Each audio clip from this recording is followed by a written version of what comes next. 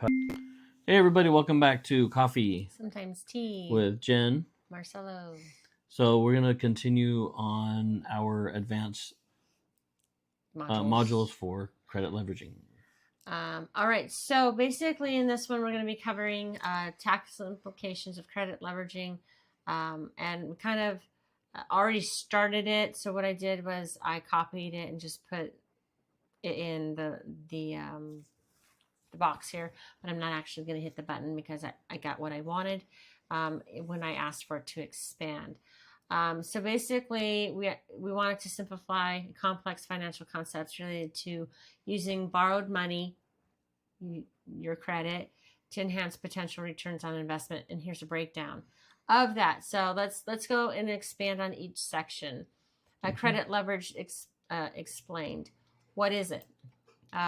Just a moment. Well, mouth. It's just got a mind of its own. It's borrowing money to increase the potential return of investment.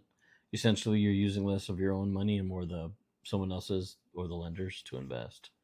So, example of that would be real estate. So, you take out a mortgage to buy a rental property, then the rental income and potential property application appreciation can provide returns on investments that exceed the mortgage interest.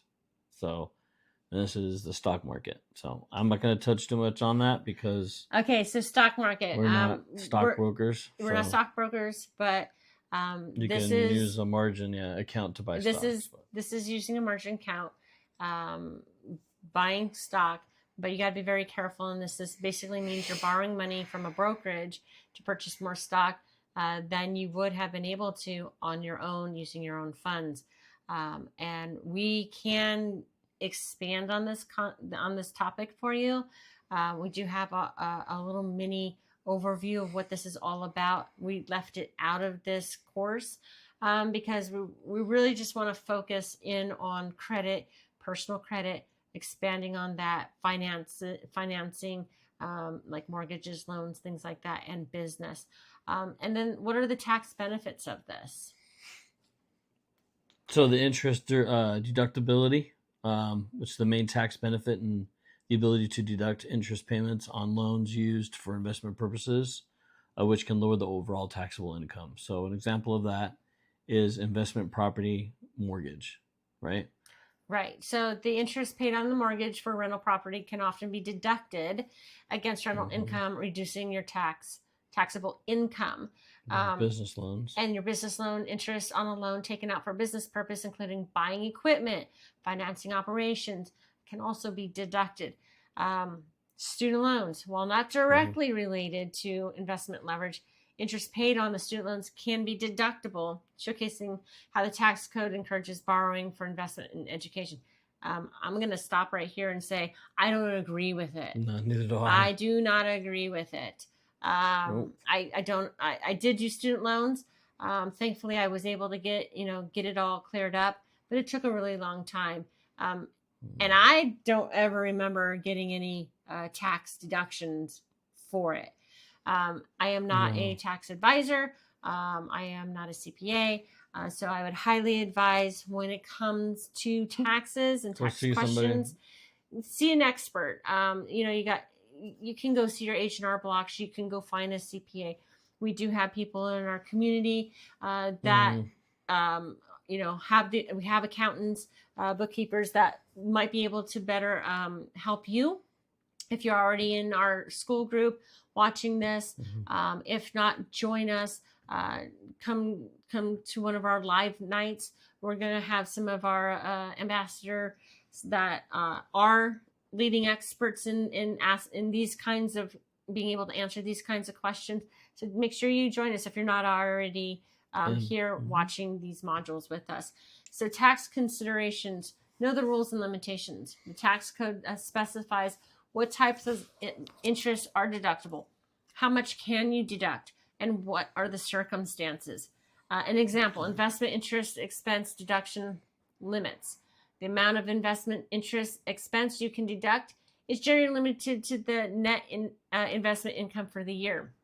So it's not like you can just say, hey, I'm going to do this and here you go, and I'm going to get all this money back. Yeah, some people think that. Mm-hmm. It might not work for you. Capitalization of interest. In some cases, the interest must be capitalized rather than deducted. This means adding it to the cost basis of the property or investment, not deducting it from the current income. What the heck does that mean? Well, you're going to want to get that question answered. I'm not again, we're not tax people. We're not accountants.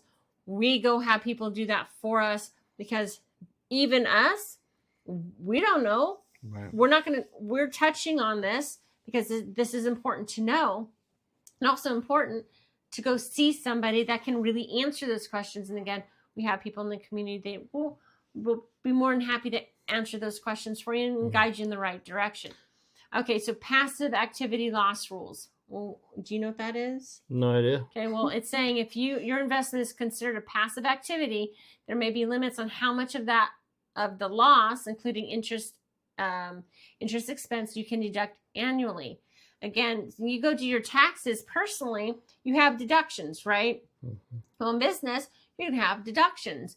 Well, depending on how your business is structured, is it like an LLC where then you can put it into your personal, or do you keep it separate? Correct. Well, I know that we did an LLC and they said, oh, well, because you're personal and your LLC, we might be able to combine that. Mm-hmm. Is that a good thing or is that a bad thing? So what is your circumstance? What is it that you have going for you? That is it combined? Is it separate? And if it's separate, then that means you have 2 tax filings, 2 separate rules. So you got to know what those rules are. Okay, so make sure, as Forrest says, seek a professional. Tax laws are complex. Professional advice is there to navigate you. The waters can become really rocky.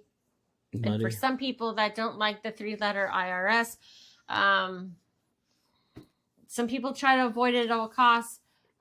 If you owe, pay, and make sure you are prepared for your year. Right. You know, as you're making your income, you need to really have a secondary account, regardless if it's personal or business. Mm-hmm. You should still have a secondary account, so that way, if you feel like, oh no, I think I might owe this up and coming year, because I don't know about you, but these tax forms have gotten crazy. Mm-hmm. To where it's like, before it was like you just write down a number and they deduct it automatically. And if you're like, okay, if I claim 0, now it's all these changes. Yeah. We can't even keep up. We have tax people who help us with that. So like TurboTax and H&R Block. H&R Block has done a great job for us in the past, but we've upgraded to CPA because we really need more hands-on. Yep. So the certified public accountants, they really need to know the rules as well, so that they're there in their state that you're in. Yeah, in your state. And also, where did you open your LLC or business? Was it Delaware? Was it Nevada? Was it in your home state? Mm-hmm. These are things you need to know. And if all else fails, you can try to go to the IRS publications.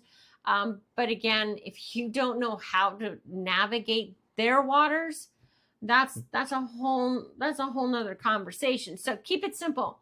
Get some help from the experts. Mm-hmm. And again, this is just some talking points for you to just arm yourself with knowledge. That's really what this module is about. Mm-hmm. Know what to do, how to protect yourself. Again, you have resources here in the community, and you can use ChatGPT as well. In regards to figuring out, at the end of the day, find yourself a professional, whether it's a CPA, H&R Block, or TurboTax. Correct. So if you have more questions, list them below. Let us know. We don't have all the answers. We'll be more than happy to bring people in that can. The experts, yeah. And then they can help guide you in finding those answers for you. And tax season is coming up.